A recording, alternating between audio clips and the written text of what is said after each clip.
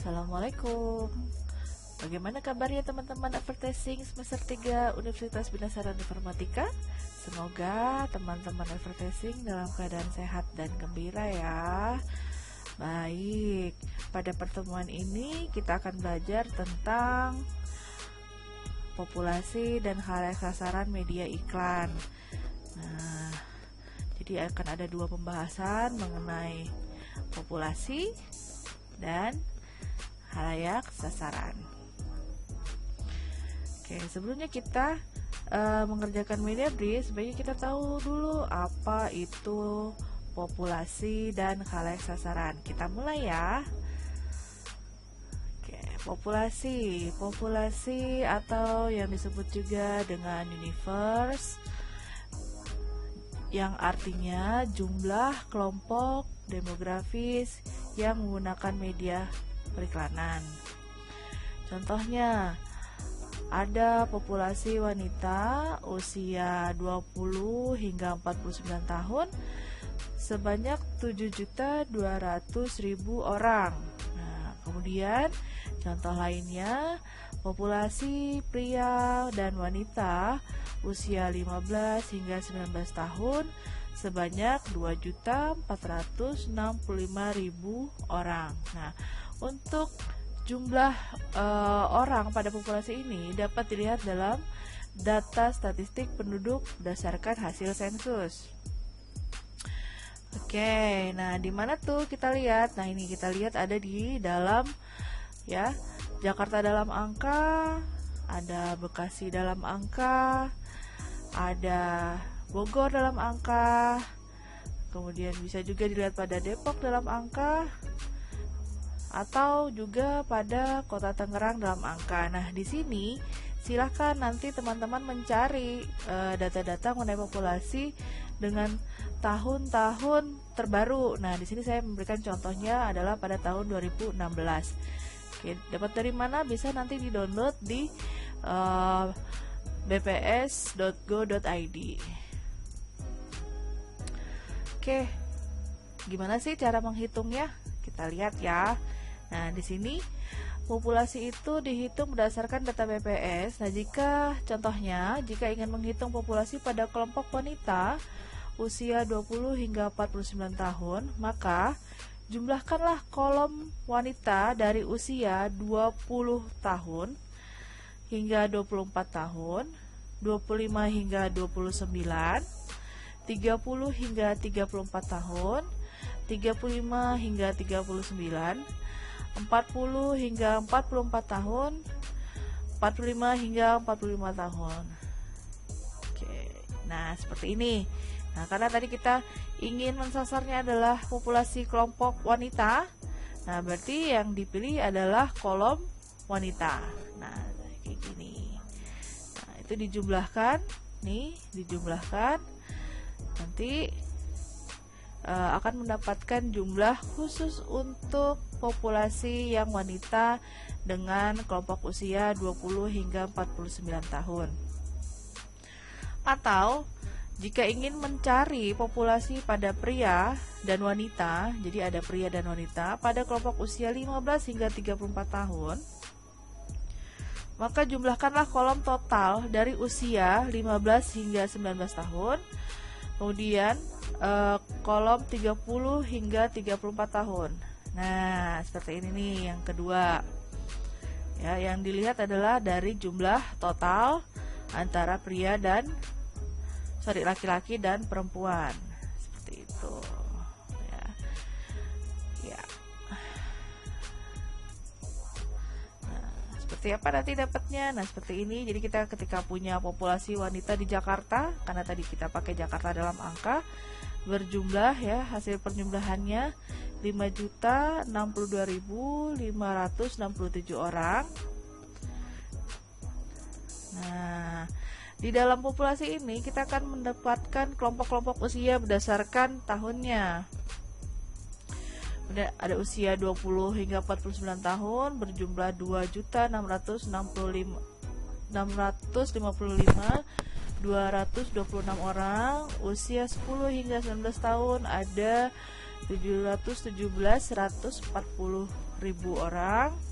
Kemudian di usia atas 50 tahun ada 68.068.000 orang. Nah, jadi kalau ini kita mensasar populasi yang wanita saja. Lalu untuk misalnya kita ingin mensasar populasi pria dan wanita di Jakarta itu keseluruhannya ada 10.177.924 orang. Nah, tapi kalau kita punya halayak sasaran tertentu, nah seperti ini, usia 15 hingga 34 tahun berjumlah 3.684.246.000 orang, atau dengan usia 35 hingga 49 tahun berjumlah 2.365.773 orang. Kemudian atau kita punya khalayak sasarannya usia 50 tahun ke atas dengan berjumlah 1.604.187 orang. Nah, jadi populasi itu adalah keseluruhan dari kelompok-kelompok usia ini. Nah, kemudian sasarannya, khalayak sasarannya yang mana? Nah, kita berdasarkan kelompok usia tertentu. Ya, seperti itu. Baik. Kemudian kita ingin tahu khalayak sasaran itu apa sih pengertiannya?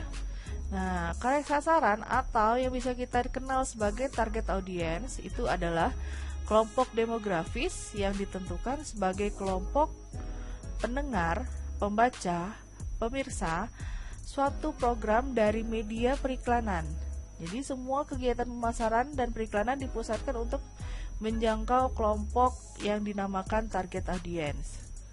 Ya, jadi kita lihat tadi ya bahwa siapa itu target audience adalah pendengar. Berarti kita bicara di sini adalah media, radio, pembaca. Berarti kita di sini memiliki target audience berupa print media. Kemudian ada pemirsa. Nah, pemirsa ini adalah target audience untuk media-media elektronik audio visual. Jadi bisa di YouTube, bisa di televisi, atau misalnya bisa di dalam media sosial yang bisa digunakan untuk audio visual. Oke, contoh penggunaannya sebuah target audience itu seperti ini. Target audience program hitam putih. Nah, kan udah biasa ya tahu tentang program hitam putih. Nah, yang dikepalai oleh Deddy Corbuzier. Kita lihat programnya hitam putih. Ya, dengan target audiens itu ya wanita usia 20 hingga 49 tahun. Pendidikan yang dimiliki target audiens ini minimal SMA, adalah yang tinggal di perkotaan atau urban, ya, bekerja. Nah, untuk rating, rating dari hitam putih ini didapat sebesar 1%.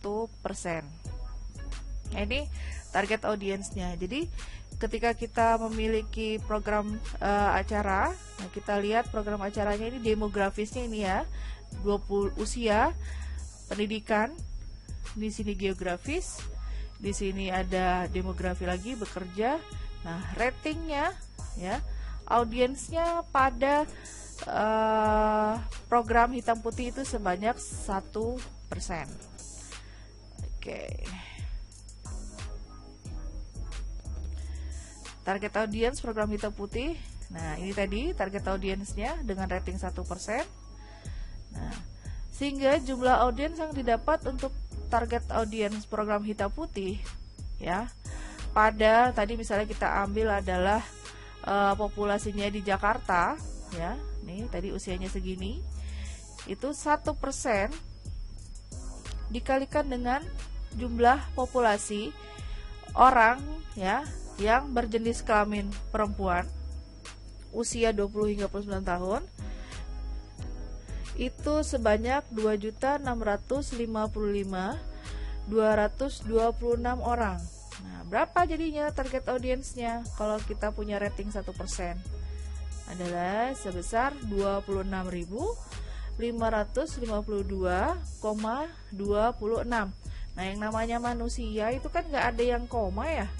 Nah, berarti kita akan melakukan pembulatan menjadi 26.552 orang.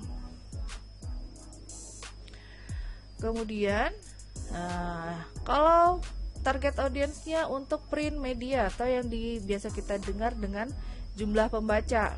Nah, di sini saya punya contoh adalah media kitnya Kompas. Nah, Kompas ini punya pembaca itu rata-rata 1.409.784 orang.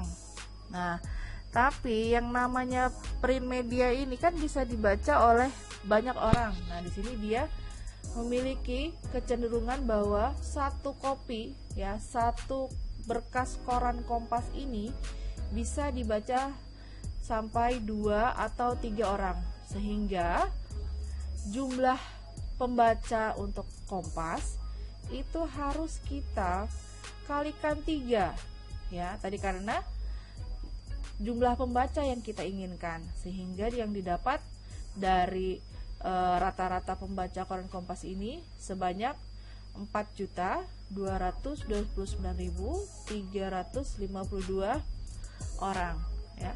Saya di sini nggak langsung pintar kalikan sendiri ya, kita juga pasti pakai kalkulator gitu biar pas angkanya. Oke. Kemudian kalau berdasarkan jumlah pembaca yang lain gimana? Nah, gitu ya. Di sini ada tentang profil dari Republika. Nah, di sini Republika menginformasikan melalui media profilnya bahwa pembacanya itu adalah 70% pria, 30% wanita. Nah, yang membacanya itu paling banyak adalah di usia 30 hingga 49 tahun sebanyak 41%, dan usia 50 tahun ke atas sebanyak 49%. Nah, berarti yang menjadi target audiensnya di sini adalah, ya kita lihat yang terbanyak adalah pria dengan usia 30 hingga 50 tahun ke atas. Nah, ini akan menjadi target audiens untuk Republika. Ya, kayak gitu. Nah, ya jadi ini yang kita sasar. Nah, selanjutnya kita bisa melihat bahwa koran Republika tadi ya di mana geografisnya. Nah, ternyata paling banyak itu distribusinya ada di Jabodetabek. Nah, Jakarta, Bogor, Depok, Tangerang, Bekasi, dan Bandung kali ya khususnya. Kemudian yang melakukan langganan itu sebanyak 81%. Nah, sehingga oplah ya rata-rata harian itu sebesar 130 eksemplar. Nah, di sini kita bisa lihat bahwa rasio pembacanya untuk satu koran itu dibaca ya rata-rata 4 orang. Nah, berbeda kalau tadi Kompas itu sampai ke 3 orang yang membaca satu eksemplarnya. Untuk Republika kita bisa melihat di sini bahwa satu koran itu dibaca maksimal 4 orang, sehingga oplah ini harus kita kalikan sebanyak, ini 4 kali ya, sehingga didapat, kalau dikalikan 3 ya ini ya, 520.000 pembaca untuk target audiensnya Republika. Nah, gimana kalau berdasarkan target audience pada website? Nah, contohnya di sini Republika ini punya Republika Online atau yang dikenal dengan ROL. Nah, di sini dia menginformasikan bahwa unique visitornya, ya, jadi yang kita lihat adalah unique visitornya itu berjumlah 6.075.000 orang per bulan, ya. Kenapa kita nggak ngambil visitor rata-rata? Karena kalau kita ambil visitor rata-rata yang 36 juta per bulan ini, bisa orang yang sama mengakses website itu berkali-kali. Nah, itu dihitung visitornya. Ya, jadi misalnya saya di sini pagi ini membuka Republika Online. Nanti sore saya buka lagi. Nah, itu saya dihitung 2 kali. Tapi untuk melihat bahwa website ini dikunjungi oleh 1 orang per IP, kita lihat adalah unique visitornya. Oke, tidak harus dikalikan 3 lagi karena di sini sudah terhitung bahwa 1 orang itu mengakses Republika Online hanya dihitung 1 kali sebanyak 6.075.000 orang per bulan. Oke, nah itu ya, 6.075.000 orang. Maaf, beribet kalau ngomongnya udah juta-jutaan. Nah, lalu saya akan mencoba menjelaskan target audience pada Instagram. Nah, saya punya di sini contohnya adalah Instagramnya Ayu Ting Ting 92. Nah, kita lihat adalah jumlah followernya. Di sini ada 31 juta orang, ya, 31,7 juta orang. Nah, di sini adalah target audiensnya. Jadi kalau ingin melakukan beriklan pada Instagramnya Ayu Ting Ting, nah di sini ada target audiensnya sebanyak ini, ya. Yang lain gimana Bu? Ya silakan, tinggal mencari siapa selebriti atau endorser yang kita inginkan, yang sesuai dengan produk, yang sesuai dengan barang atau jasa yang akan kita targetkan media iklannya, ya. Tinggal dicari banyak, ya, tinggal melihat followersnya. Nah, ini yang lagi tren banget adalah beriklan, ya, pada YouTube channel. Nah, target audiensnya yang mana? Nah, ini saya dapat dari socialblade.com untuk negara Indonesia. Nah, kita lihat di sini adalah YouTube channelnya, ya. Nah, lihat YouTube channelnya, peringkat 1 sampai dengan peringkat 10. Ada beberapa channel YouTube di sini yang memiliki total video view-nya itu paling banyak. Ya, saya nggak bicara tentang YouTuber mana, tapi di sini adalah YouTube channel mana yang punya view banyak. Jadi kalau untuk target audience pada YouTube channel itu kita lihat adalah video view-nya, ya, tidak melihat pada subscriber gitu. Kenapa seperti itu? Karena subscriber itu kan hanya seperti menjejakkan gitu, ya, bahwa saya suka dengan username YouTube channel ini gitu, ya, ingin mengikuti. Tapi orang yang mengikuti tadi, yang subscribe tadi, belum tentu akan melihat videonya berulang-ulang gitu, ya. Jadi kita bisa melihat dari target audience berdasarkan video view. Nah, seperti ini. Oke, saya juga udah mengelompokkan di sini. Kalau tadi mencari YouTuber, ya, YouTuber channel artis. Nah, di sini terlihat ada peringkat, ya, range. Jadi saya nggak ngambil keseluruhan, kita lihat saja yang bisa menjadi influencer, ya, sebagai target audiensnya nanti, sasarannya, ya. Di peringkat 15 ada Ricis Official dengan video view-nya sebanyak, waduh, berapa nih bacanya, ya, 3.132.278 176 view. Nah, jadi kita lihat dari situ, ya. Jadi jumlah view-nya ini sangat besar. Loh, Bu, gimana nih dengan Rans Entertainment? Dia di peringkat 20 gitu, ya. Tapi punya video view paling besar juga. Ya, tetap kita di sini melihat bahwa perbandingannya dia subscribernya lebih banyak, ya. Kita lanjut. Nah, menghitung rating. Nah, rating itu apa? Rating itu adalah persentase individu atau rumah yang menonton televisi atau mendengarkan acara radio, termasuk di sini rating untuk media cetak juga bisa. Jadi bentuknya adalah nilainya persentase. Nah, istilah ini untuk menentukan berapa orang yang akan dijangkau dengan pesan iklannya. Kemudian untuk menghitung berapa kali mereka audiens tadi mendengarkan atau menonton pesan-pesan iklan. Nah, biasanya di sini yang menggunakan kata rating itu adalah pada suatu stasiun TV ya. Dia menilai kepopuleran program acaranya itu berdasarkan rating.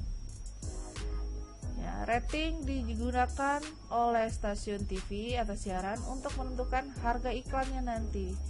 Jadi semakin tinggi rating yang dia miliki ya suatu program acara, maka dia punya harga iklan yang tinggi juga. Ya, jadi mengikuti. Oke.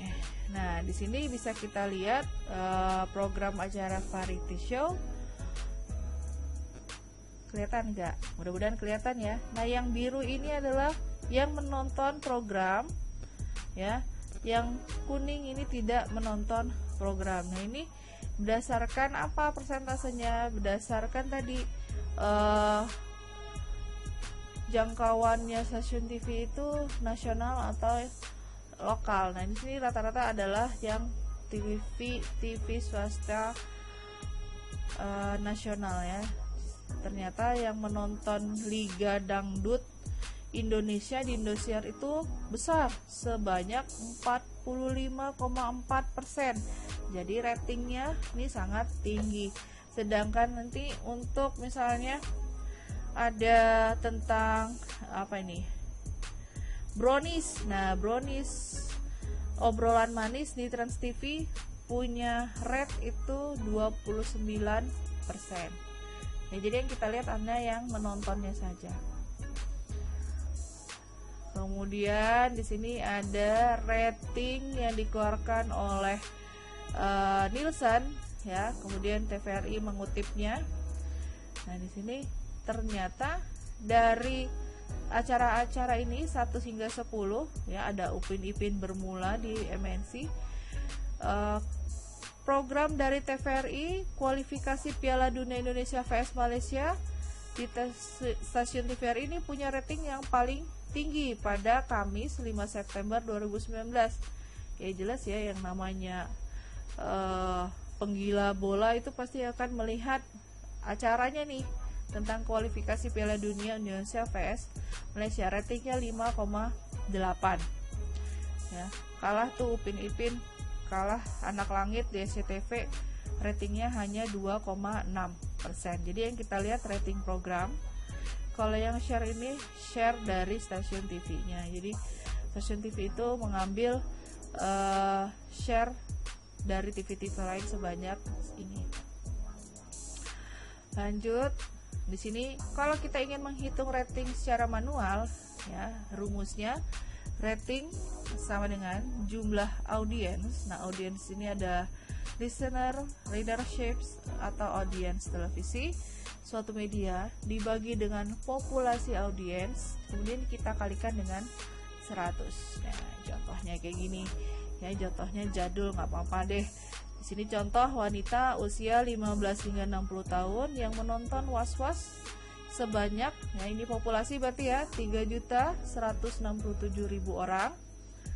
Nah, sorry ini maaf, ini adalah target audiens ya. Target audiens dari Was-Was itu 3.167.000 orang. Populasinya untuk wanita usia sesuai dengan target audiens itu sebanyak 6.983.000 orang. Nah, maka berapa ratingnya? Ya, tinggal dimasukkan tadi adalah jumlah audiens ya dibagi dengan populasinya dikalikan 100, maka didapat bahwa di sini sebanyak 45%. Ini cara menghitung rating manual. Ya, kalau televisi-televisi swasta itu yang menghitung ratingnya sudah ada badan khusus yang namanya Nielsen. Jadi mereka hanya mendapatkan laporan gitu. Oke, paham ya? Gampang ya. Jadi kita lihat kalau dia langsung tertuju pada wanita usia 15 hingga 60 tahun yang ada kata-kata menonton program, itu berarti target audience. Nah, ini kalau kita menghitung rating berdasarkan rumah yang memiliki TV dan menonton suatu channel. Jadi di sini kita punya 1, 2, 3, 4, 5, 6, 7, 8, 9, 10. Jadi di sini ada 10 universe. 10 rumah universe-nya ya. Jadi universe tadi apa? Populasi. Nah, kemudian kita ingin menghitung rating, berarti kita mencari, nah program mana yang mau kita lihat. Di sini ada channel 1. Ada berapa jumlah channel 1? Rumah pertama, rumah 1 menonton channel 1, rumah 2 menonton channel 2, rumah ketiga ya tidak menggunakan televisinya, rumah keempat ini menonton channel 3, rumah kelima menonton channel 2, rumah keenam menonton channel 3, rumah ke-7 tidak menggunakan televisi, rumah ke berapa tadi? 8 ini menonton channel 1, rumah ke-9 menonton channel 1, rumah ke-10 menonton channel 1. Ya, jadi rating itu tadi hanya menghitung yang menonton. Jadi rumah 3 dan rumah 7 tidak menggunakan televisi untuk menonton, itu tidak akan dihitung ya, tapi total yang memiliki TV ini ada 10 rumah, itu adalah populasi. Nah, kita mau lihat nih rating dari channel 1. Nah, rating channel 1 gimana cara menghitungnya?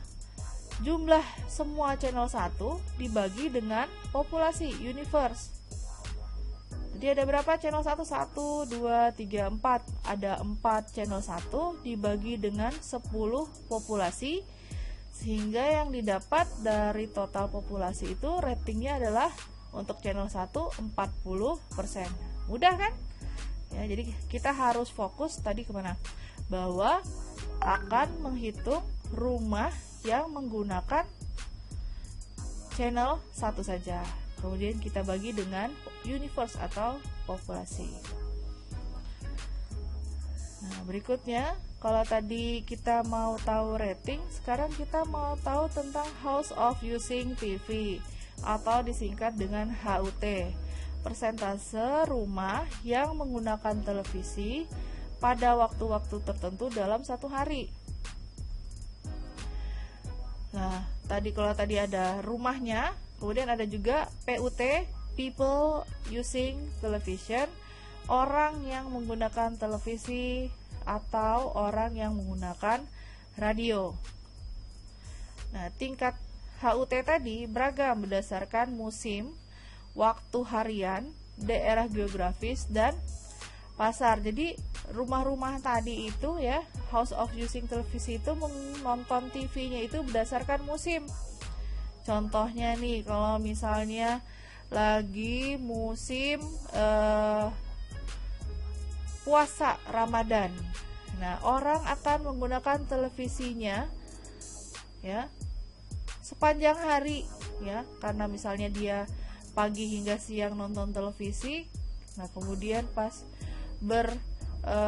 sahur mereka juga menonton televisi, nah berarti tingkat HUT-nya akan sangat besar karena tadi berdasarkan musimnya. Atau contohnya tadi kayak misalnya ada kualifikasi bola ya di TVRI. Nah, kemudian pertandingan dilakukan di belahan dunia lain yang berbeda jamnya dengan kita.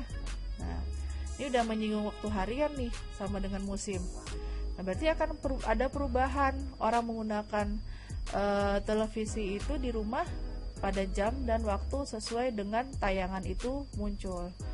Kemudian ada daerah geografis juga mempengaruhi tadi House of Using televisi ya. Misalnya orang-orang atau rumah-rumah yang berada di daerah geografis yang siang harinya itu lebih panjang daripada malam hari. Nah, ini juga akan menjadi pertimbangan HUT-nya nanti menjadi lebih besar, ya.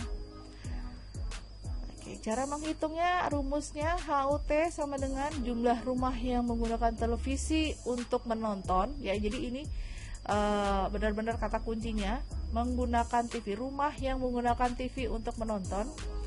Jadi kalau nanti TV-nya digunakan untuk main games, ya, Mobile Legend misalnya gitu, itu tidak dihitung, ya, karena kan bukan buat menonton.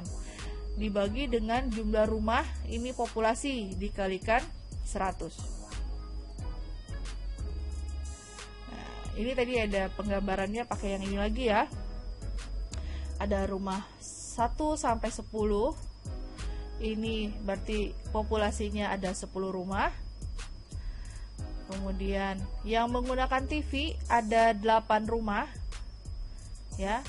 Ingat ya, ini house of using television, berarti hanya yang dihitung adalah rumah yang menggunakan TV-nya untuk menonton program.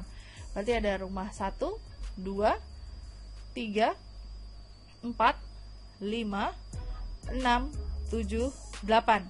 Jadi di sini HUT-nya adalah 8 rumah. Nah, berapa persentase HUT-nya? House of using TV dibagi dengan universe dikalikan dengan 100. Berarti di sini ada 8 dibagi 10 populasi dikalikan 100 berjumlah 80%. Dari 10 rumah yang ada, ya, 80%-nya itu menggunakan televisi. Seperti itu, ya. Mudah, hanya kali bagi, ya, tambah, nggak yang aneh-aneh di sini perhitungannya. Nah, berikutnya kita masuk kepada share. Share ini adalah persentase HUT yang menonton atau mendengarkan program. Jadi hanya berdasarkan programnya saja. Share dalam TV menyatakan persentase yang dimiliki oleh suatu program atau stasiun dari seluruh jumlah audiens yang menonton atau mendengar. Nah, share tidak menghitung rumah yang memiliki televisi, tapi hanya menghitung rumah yang menonton pada waktu tertentu, pada program tertentu. Nah, kalau kita lihat dari contoh HUT sebelumnya, maka channel 1 tadi ditonton oleh 4 dari 10 rumah yang memiliki TV. Oke, ya. Tetapi hanya 8 rumah yang menghidupkan TV untuk menonton. Jadi HUT-nya. Jadi program A, atau maaf di sini adalah channel 1, memiliki share 50%. Ya, share rumusnya jumlah rumah yang menonton program yang sama dibagi dengan seluruh rumah yang menonton. Jadi di sini adalah channel 1 jumlah program yang sama menonton 4 dibagi dengan 8 rumah. Nah, sehingga didapat hasilnya adalah 50%. Bingung? Enggak ya, enggak bingung. Nih, kita lihat penggambarannya. Tadi ada universe, di sini populasi rumah yang memiliki televisi. Kemudian rumah yang menggunakan TV-nya untuk menonton ada 8, 1, 2, 3, 4, 5, 6, 7, 8. Nah, share untuk channel 1 adalah jumlah yang nonton channel 1 dibagi dengan HUT, ya, dikali dengan 100. 4 rumah, 1, terus mana lagi? 2, 3, 4 dibagi 8 house of using televisi dikali dengan 100. Didapat bahwa share channel 1 itu adalah 50%. Gitu ya. Oke. Nah, kita bisa lihat di sini bahwa rating, HUT dan share itu punya hubungan, ya. Kita lihat dari rumus-rumusnya. Nah, untuk mengetahui rating, kita mengalihkan HUT dengan share. Jadi ini cara-caranya, rumus-rumusnya, hubungannya seperti apa. Untuk tahu HUT, kita membagi rating dengan share. Nah, untuk tahu share, kita membagi rating dengan HUT. Ya, jadi rating ini adalah pengalihan dari HUT dan share. Oke. Ada hal-hal yang mempengaruhi rating dan share. Ya, apa saja? Tadi sudah dijelaskan bahwa waktu siaran itu mempengaruhi rating dan share. Jelas ya, kalau yang berada pada jadwal prime time, ya pasti yang nonton banyak. Ya, karena di situ ada kakak, ibu, adik, ya, ayah sudah pulang. Kemudian mungkin ada di rumahnya nenek, kakek, itu ngumpul nonton acara yang sama. Makanya disebut sebagai prime time, waktu yang utama. Nah, waktu siaran utama itu mempengaruhi rating.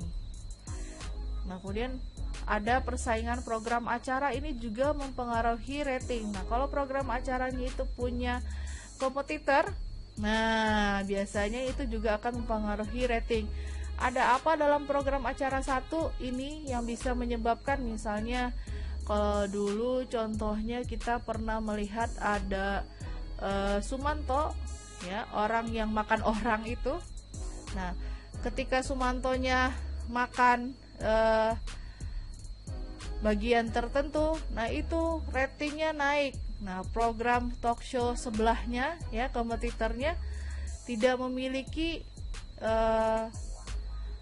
bintang tamu yang menarik. Nah, itu akan membuat orang yang menonton program kompetitor menonton program yang tadi, yang banyak kontroversialnya itu, ya. Tapi kayak gitu juga kena KPI, kemudian acaranya kena teguran.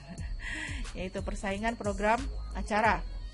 Lalu ada program yang mendahului dan sesudahnya. Nah, ini kalau misalnya program yang mendahuluinya itu lebih menarik, ya. Misalnya di sini contohnya ada program sinetron Istri yang Terluka. Nah, program acara setelahnya itu, nah, bisa kehilangan penonton karena akan tertuju pada program yang mendahulunya. Setelah dia program yang mereka suka itu habis, cenderung akan meninggalkan TV, ya, meninggalkan TV yang ditontonnya karena udah menonton gitu, ya. Atau acara sesudahnya.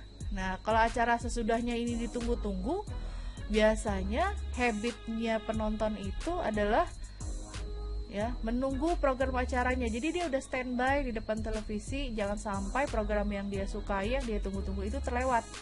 Nah, menyebabkan program yang sebelumnya ini ditonton oleh pemirsa. Jadi ratingnya nanti juga bisa mengikuti, ya, naik seperti itu. Di sini ada jenis program acara.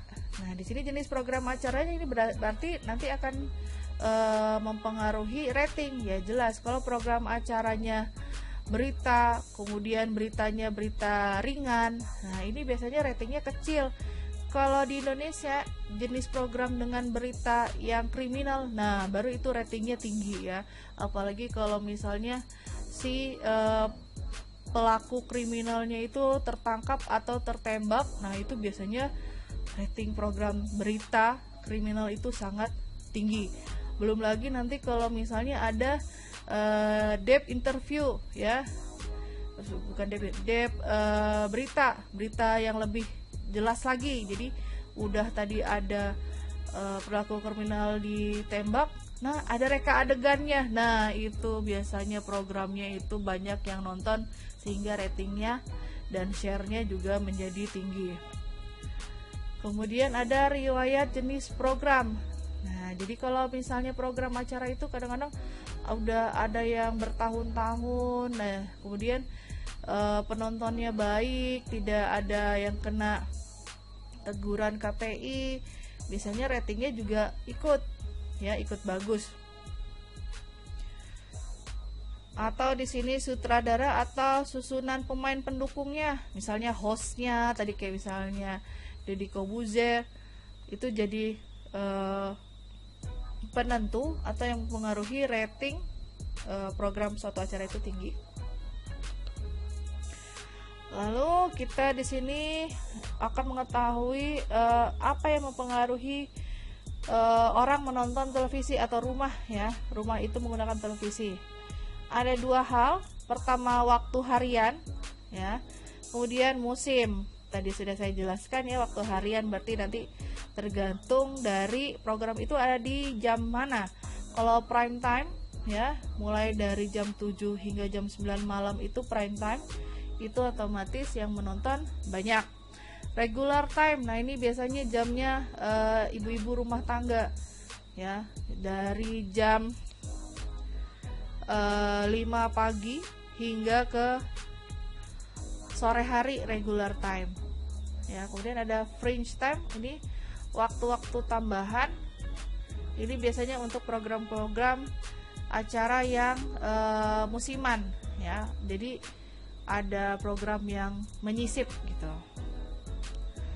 Nah, untuk musim, nah ini bergantung dengan cuaca ya, iklim, bergantung dengan tren pasar orang menggunakan televisi. Nah, lanjut, sudah kita bicara tentang rating, kita bicara tentang HUT dan share. Nah, kemudian kita harus juga nih melihat ada yang namanya gross per rating points atau GRPS. Nah, jadi kalau udah namanya gross berarti dia menghitung semua rating point ya. Jadi dia di sini ada kumulatif dari rating. Kita lihat. Gross rating point adalah penjumlahan dari semua rating yang dicapai dalam suatu kampanye atau jumlah semua peringkat sarana dalam jadwal media. Jumlah JRP biasanya diukur dan dilaporkan pada 4 mingguan ya, jadi per 4 minggu dilaporkan. JRPS memberikan gambaran jumlah penyampaian kepada audiens tanpa memperhatikan duplikasi. Nah, tadi saya bilang namanya gross, dia menghitung semuanya, atau pengulangan siaran oleh sarana media. Oleh karena itu digunakan kata gross atau kasar ya, jadi perhitungan kasar. Jumlah individu atau rumah dihitung sebanyak mereka menyaksikan iklan. Jadi kalau suatu program itu iklannya 5 kali ya, berarti kalau kita hitung satu program acara ratingnya tadi misalnya ada 5%, dia menyaksikan 5 kali iklan, berarti 5 dikalikan 5 ada 25 JRPS. Kayak gitu ya. Kita lihat deh nih. Ya, JRPS suatu cara untuk mengungkapkan jumlah kasar penyampaian iklan kepada audiens. Ya, kita lihat di sini. Nah, menghitung JRPS, rating setiap iklan dikalikan dengan jumlah waktu setiap iklan disiarkan. Jika suatu program yang memiliki rating 20 digunakan 2 kali beriklan, maka jumlah JRPS-nya adalah 40. 20 rating dikalikan 2 kali beriklan. Kita lihat contohnya di sini, iklan televisi produk teh pucuk yang tayang pada program acara ya. Contohnya program acaranya di sini ada Samudra Cinta. Frekuensi beriklannya 10 kali. Ratingnya Samudra Cinta ini 3,8, berarti jumlahnya adalah ya 38%. Nah, ada tukang ojek pengkolan dengan frekuensi 6, ratingnya 3,6. Istri selalu mengerti, kapan aku dimengerti, ini sinetron ya di Indosiar, punya iklan sebanyak 10 kali, ratingnya 3,5. Ya, Opera Panjava frekuensi beriklannya 4 kali dengan rating 2,6. On the Spot frekuensi iklannya 4 kali, ratingnya 2,5. Jumlahkan ya. Jadi sudah kita kalikan antara frekuensi dan rating, dapat jumlah JRPS di total jadi ada 115%. Gak apa-apa ya, gak apa-apa dia lebih persentasenya dari 100 karena kita menghitung gross rating point. Jadi JRP yang tercapai sebesar 115 JRPS atau 115% dari populasi yang dituju. Ya, jadi jangkauannya Sepajak apa ini ya, 115%. Nah, ntar lagi ya, masih sabar kan? Ini ada impresi. Impresi itu jumlah keseluruhan terpaan iklan dalam bentuk individu rumah, bukan dalam bentuk persentase. Jadi kalau tadi JRP, rating, share itu bentuknya persentase.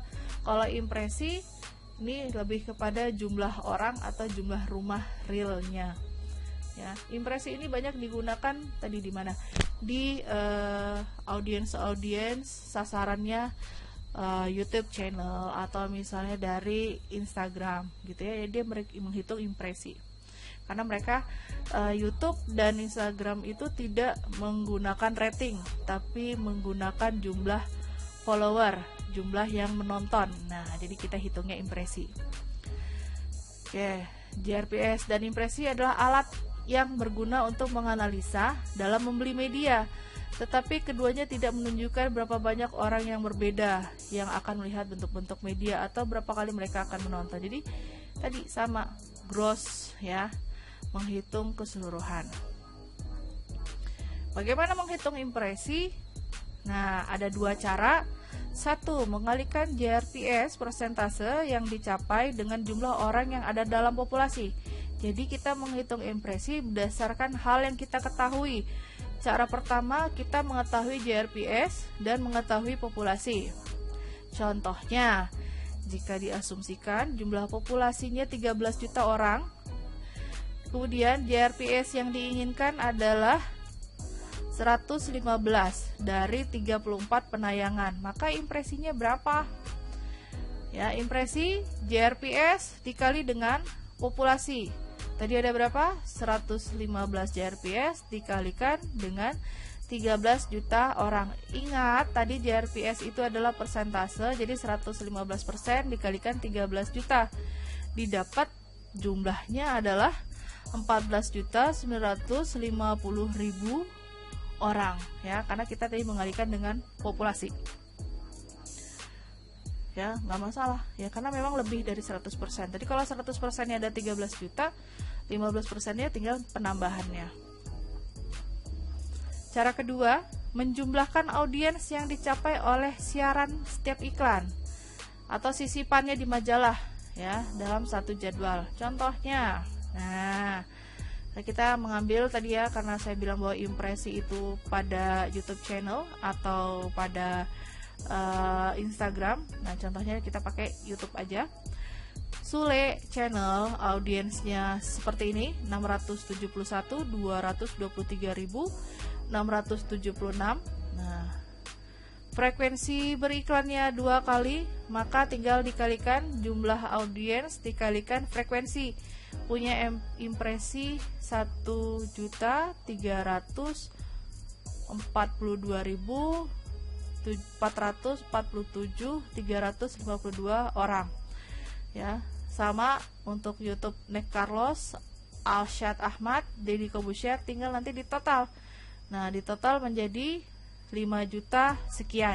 Ini adalah impresi yang didapat kalau misalnya beriklan pada 4 media channel ini ya. Jadi tinggal dijumlahkan. Jumlahnya ini apa? Adalah orang, karena tadi kita memiliki jumlah viewer ya di sini ya. Ini audiens, ini viewernya.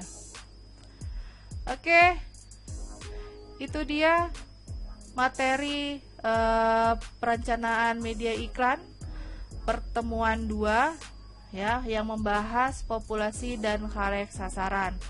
Selebihnya saya ucapkan terima kasih.